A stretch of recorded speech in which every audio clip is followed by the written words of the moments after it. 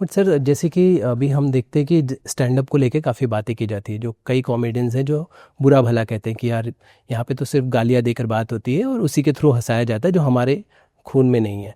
तो आप उन चीज़ों को कैसे, आप उस दौर से भी आते हैं और आज आप उस फॉर्मेट में जाके एंटरटेन कर रहे हैं, तो आप कैसे समझते हैं इन चीज़ों को? क्या ये फ़र्क असर सच में असर डालती है? देखो, एक सिंपल पंच बोलोगे,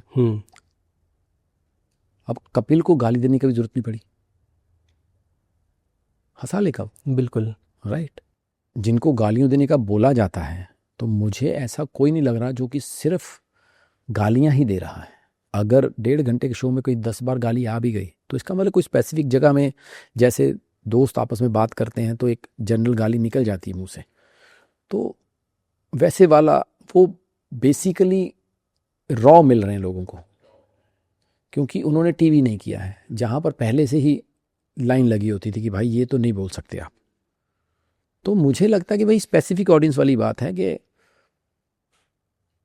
अगर वो बहुत ज़्यादा ऐसा लग रहा है हंसा रहे हैं, तो वो उनको हंसा रहे हैं जो उनकी चीज़ों को पसंद करते हैं, तो वो गाली सुनने को तैयार हैं और उनको गाली सुन के शायद ज़्यादा मज़ा आ रहा है। लेकिन अगर वही आदमी शायद किसी और ऑडियंस में जाए जहाँ गाली सुनना नहीं पसंद, तो शायद वो पहली गाली निकाले तो लोग पसंद ही ना करें उसको। Quite possible.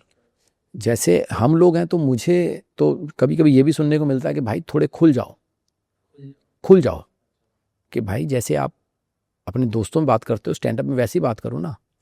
लेकिन पता नहीं वो 18 साल की स्कूलिंग ऐसी हो गई है कि ना चाहते हुए भी जुबान पे आती नहीं गाली। कोई आएगी तो बहुत छोटी मोटी आएगी जो हमारी कोई होगी, अदरवाइज गाली सोच के नहीं आती। हाँ, लेकिन एक जरूर फर्क आ रहा है कि जैसे कोई बहुत बोल्ड टॉपिक पे चले जाते हैं,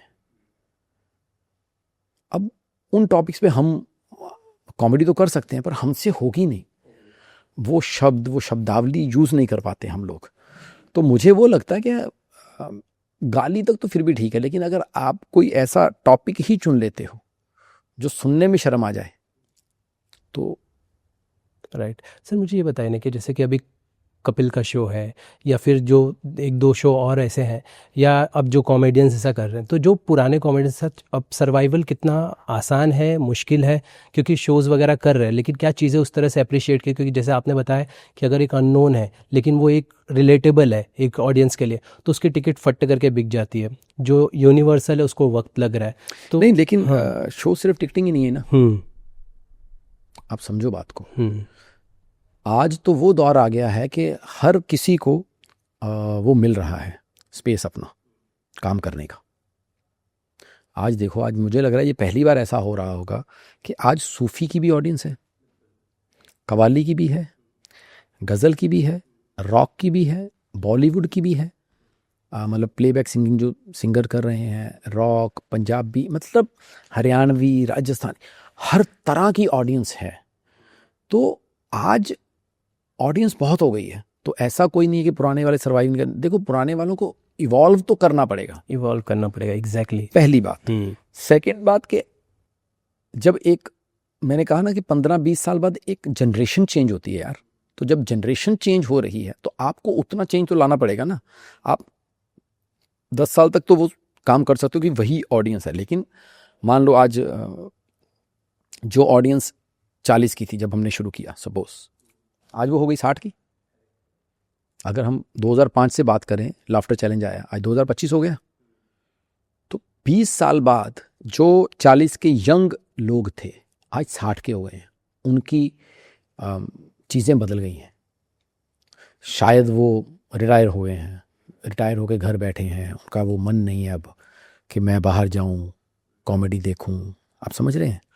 तो इसका मतलब है जो 20 के थे वो 40 के हो गए हैं, तो आपको भी तो उस 40 को भी केटर करना पड़ेगा ना। तो फिर उस 40 के लिए वो चीज़ें, अगर मैं देखो फ़नी सब हैं, लेकिन भैया रिलेटेबल लोगों के पास लोग ज़्यादा जाते हैं। लेकिन आज भी हम लोगों की ऑडियंस बहुत ज़्यादा है भाई, फैमिलीज तो पूरी की पूरी बैठी हैं ना हमें देखने के लिए, उन तक पहुंचना बाकी है बस। अगर टिकट की बात करें। अदरवाइज भाई दिवाली शोज हैं, कॉरपोरेट हैं, ये हैं वो हैं, इतने शोज होते हैं जहाँ पर फैमिलीज ही आती हैं, तो वो तो हमें ही प्रेफर करते हैं ना। तो इसलिए उन्होंने तो बेचारों ने एक नई दुकान खोली है, हम तो नई दुकान खोल रहे हैं उनके साथ। ये काम तो बाकी है, ये काम थोड़ी छिन गया। तो ये काम जो आप कर रहे थे वो तो अभी भी चल ही रहा है ना, बल्कि उसमें बढ़ोतरी हुई होगी ना। राइट। सर्वाइवल का ऐसा कोई इशू नहीं है। Okay sir. सर आपकी जिस लंबी जर्नी में कई सारे नाम आपके साथ रहे हैं, मैं कुछ नाम लूँगा, आपकी जो भी मेमोरीज़ है, जो भी कंट्रीब्यूशन है या कोई भी थॉट्स है, प्लीज़ मुझे बताइएगा। समय रहना सबसे पहले। ये तो बहुत छोटी जर्नी में है, 6-8 महीने पहले मिले हैं। सो उसने मेरी ये नई दुकान खोलने में हेल्प की, इसीलिए मैंने नाम लिया स्टैंड अप की। तो ही इज़ वेरी गुड, दिल का बहुत अच्छा आदमी है, वेरी, और बिल्कुल भी वही जेलसी नहीं है। सबसे बड़ी बात, मैंने कहा ना, जिसमें जेलसी नहीं होगी वो ग्रो करेगा, तो जेलसी है ही नहीं उसमें, बल्कि वो तो पुश करता है। आप देखो उसके लेटेंट पे जितने भी जीते हुए लोग हैं, तो अब लेटेंट बंद हुआ होगा तो कईयों को ऐसा लग रहा होगा ना, तो अपनी शो की ओपनिंग कराता है उनसे। सो ग्रेट थिंग ना। तो जो वो लिखता था कि मैं अनफिल्टर्ड हूँ, तो वो इस मामले पे भी अनफिल्टर्ड है। तो मतलब मेरे को जब उसने अपने साथ शो डाला या व्लॉग बनाया उसने मेरा पहले, तो आप उसकी आंखों में देखो, उसकी बातों में देखो, कहीं आपको कोई जेलसी, बल्कि रिस्पेक्ट नज़र आती है उसको। वो बेसिकली, दिल से बोलूँगा तो, रियली कॉमेडी का फ़ैन है। उसको कॉमेडी से प्यार है, बंदों से उसे कोई लेना देना नहीं है। जो अच्छी कॉमेडी कर रहा है वो उस हर बंदे के साथ खड़ा हो जाता जाके। तो वो बेसिकली कॉमेडी का बहुत। और उसके शो में सर जो भी छोटे छोटे जो भी थे अननोन आए, उन्होंने भी तो देखो वर्क किया, और आज वो भी काम कर रहे हैं। शो बंद हो गया वो अलग बेटर है। भाई काम कर रहे हैं, लेकिन मैं ये कह रहा हूँ कि वो किसी के साथ भी, मतलब जेलअप हो जाता है। हाँ, वो तो ये दिखती हैं चीज़ें, और ऊपर वाला ज़्यादा देखता है। ठीक है सर, मैं थोड़े पुराने नाम से स्टार्ट करता हूँ। Archana Puran Singh. She is a fab lady. मतलब इतनी बड़ी जर्नी में जितना वो हंसी हैं, और उससे खुशकिस्मत लेडी कोई नहीं होगी कि लोग हंसने के पैसे देते हैं, कहीं भी शो देखना है वो लेती हैं। और लोग बोलते हैं अरे यार, जोक होता ना ये, तो अपने हम कहते हैं कि अरे यार देखो ये तो मजाक मजाक में हो गया। उस लेडी ने मजाक मजाक में करोड़ों की संपत्ति बनाई। नहीं, but she is really gem of a person. मतलब अगर दिल से कहेंगे तो आप, अब देखो ना, मैं वही कह रहा हूँ, आप व्लॉग में आई हैं तो छा गई हैं ना। क्यों सर आप दिल से व्लॉग वगैरह बनाइए ना, क्यों? क्या यार मैं थक जाता हूँ ऐसे करके। हेलो गाइस, मैं थक जाता हूँ यार, पता नहीं यार, मतलब हर आदमी का एक अपना वो रहता है। तो सर सजेशन है, मैं तो बस कह रहा हूँ। नहीं, मैंने बनाए हैं बीच में, ऐसा नहीं है, पर वो मुझे लगता है कि कुछ अलग करूँगा, अलग करना है। Yes, very nice sir. Krishna Abhishek. Krishna Abhishek हीरा, शरारती, क्यूट, इसलिए वो सुपरस्टार है कॉमेडी का। जब शरारत क्यूटनेस के साथ मिक्स होती है ना, तो उससे बड़ी कॉमेडी नहीं हो सकती फिर, क्योंकि उसको इतनी सूझती हैं शरारतों हो स्टेज पे। मार्वलस इस मामले में। सेट पे होते बैक स्टेज भी आप लोग जब प्रैक्टिस वगैरह करते थे सारी? नहीं, उसको स्टेज पे ज़्यादा आती है। अच्छा, उसको स्टेज पे ज़्यादा आती है। अच्छा, शरारत, वही बोलो ना, शरारती है अंदर से।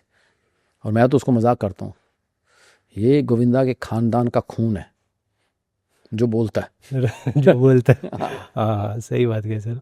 सर ऐसा नहीं होता था कभी सेट पर आए कोई आर्टिस्ट और कभी नाराज़ वगैरह नहीं हो जाते थे? ऐसा हुआ कभी कोई एक्सपीरियंस? मैं वही बोल रहा हूँ भाई, मुझे लगता है वो कपिल की पॉजिटिविटी है। जब लोग देखते हैं कि इसी को कोई प्रॉब्लम नहीं है, इसको ये दूसरों को लाइनें दे रहा है, भाई तू ये बोल दे, तू ये कर ले, तू ऐसा कर ले, तू वैसा कर ले, तो फिर सब में वैसा माहौल बन जाता है। आप समझ रहे हो? जब ऊपर लेवल से पॉजिटिविटी आ रही हो ना, तो फिर आगे भी नेगेटिविटी नहीं होती।